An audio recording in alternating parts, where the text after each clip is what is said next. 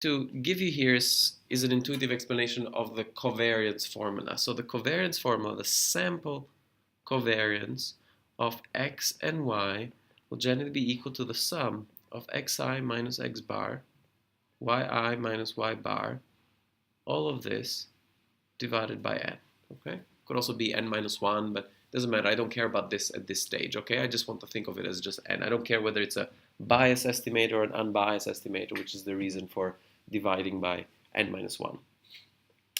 Here's the intuition for this. Imagine that I gave you, without you knowing any statistics, imagine that I picked someone out of the streets and I gave them something that looked like this. And then I asked them, what's the relationship between x and y? What do you think they would say? Positive, right? Roughly strong, yeah. Or they would say when x goes up, it seems like y goes up. Okay, right? That's probably what they would say. What does it really mean to say when x goes up, y will go up? What does that really mean? Yeah. As x varies up, y varies up.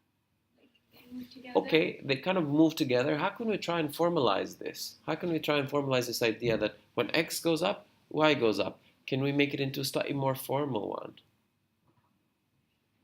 Yeah? Maybe it's mechanically correct, but I would say that they're correlated. But see, like we're trying to explain correlation, right? So we don't want to use the word correlation. We want to get to the word correlation, okay? We want to go from, us being cavemans, right? And looking at this kind of little relationship here and thinking, well, when x goes up and y goes up, right? No one said like, oh yes, they're positively correlated, right? No, right? But covariance and correlation, those are like two different things, or is one and the same thing? It's pretty much one and the same thing. You'll see in many ways it's really one and the same thing. So if you look at this, what you would say is like, well, x goes up, y goes up, or they move together, right? That's the type of explanation that you'd come up with. Yeah. The difference between the observed value of x and its average, and the difference between the observed value of y and its average, like that should give you a number which goes like a positive number. Okay, let's work a little bit on that idea. The idea is when x goes up, y goes up could be translated into something that looks a bit more formally into when x is above its mean, y is also above its mean. Agree? So if I were to find the mean of x, and I say, well, this is the x bar, I draw a vertical line, I find the sample mean of y, maybe that's the sample mean of y right here, I draw a horizontal line here, and look what happens. All of this variable here, when x is above its mean, y is also above its mean. When x is below its mean, y is also below its mean. What about this data point? Well, that data point is a bit of an outlier. Okay? Now, how can I capture that when x is above its mean, also y is above its mean? Well, when x is above its mean, the difference between x and its mean should be positive. Agree? When y is above its mean, the difference between y and its mean should also be positive. If I multiply a positive number and a positive number, what do I get? Something positive.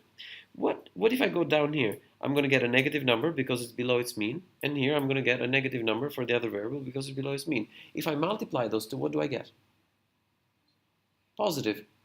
So someone smart enough said, okay, so in this quadrant here, when I multiply those differences, I'm going to get something positive. In this quadrant here, when I multiply those differences, I'm going to get something negative. And some Homo sapiens of some sort looked at that and said, ooh, maybe I can do an average of those and come up with a measure, right? So it boils down to those averages, right? And someone said, so if one moves up and the other moves up, or one is above the average and the other is above the average, this product will be positive. If it's the other way, it will be negative. And some smart fellow said, let's take the average of those and call it covariance. Is that the average of the right and the covariance? It's the average of the product, right? So basically, what they're doing is this. Graphically, here's what they're doing. You pick a value here. What's the difference of this value from the mean is here? What's the difference of the value of x is this. So the product of these two is this rectangle. The rectangle is that product. You do such a rectangle for all of them. The rectangles that are in the green bit will have positive areas. The rectangles that are in the red bits will have negative areas. And then you do the average area of the rectangle. So covariance is some average measure of that rectangle, if you like, okay, or those differences. Some bits are positive, some bits are negative. Yeah. I'm really bad at all that. That's fine. Things. But when you say the difference between like one value from its mean, is that the epsilon? No, so we're forgetting about regression. So the question is, when you say x minus its mean, is that the epsilon? We're completely forgetting about regressions here, okay? We're just thinking about relationship between these two variables, and we're saying, we started off with something very primal, if you like. We started off with something that most people in the street, if you give them a graph that you have those dots like this with the x and y, will tell you, well, it looks like when x increases, y increases. Agree? That's something that perhaps comes very natural to all of you, perhaps because of your training, or perhaps because when you see it, it's really just natural, okay, to see that. So, what do the covariance context? Just like how big the relationship is? Effectively, it's just a number, okay? Someone smart enough said, well, actually, yeah, if this relationship is increasing, it must be that most of my data points are such that when y is above the average and x is also above the average. How can I measure this? Well, let's make the product of these two.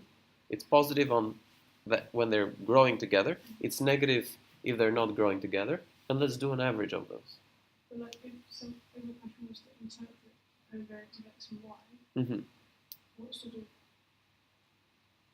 is it just saying that if covariance is a number, can you just say it's strongly correlated? No, so basically graphically, I could give you a graphical illustration of that. Graphically, it simply means for each of this point, you make a little rectangle like this, okay? And all the rectangulars that you do on the green sides are positive. No, but I mean, like in an exam question, you Uh-huh. talk about the graph. No, but I'm just focusing on his question, right? I'm just focusing on giving an interpretation of. I'm just focusing on giving um, an intuitive interpretation of where that formula come from. So my goal is really to just give that. Have I done that? Do you understand how we went from being cavemans to Homo sapiens? Right? So that's really that intuitive explanation of this idea of covariance, right? And then correlation, if you want to kind of speculate on the history of correlation, if I change the units of measure of the x, my covariance also changes. Okay? If the units of x, I measure them now in grams as opposed to kilograms, that covariance will blow up because those rectangles will blow up. And some even smarter fellows said, I don't like that. I don't like that this measure of covariance actually is fully dependent on units. So I want a measure of this strength of relationship that is entirely unitless. And some smart fella came up with a concept of correlation, exactly, which is unitless, right? So it will always give you the same number despite of the units of measure that you're measuring things with, okay? And that's pretty much that idea of the correlation coefficient between the two. Okay, so I'll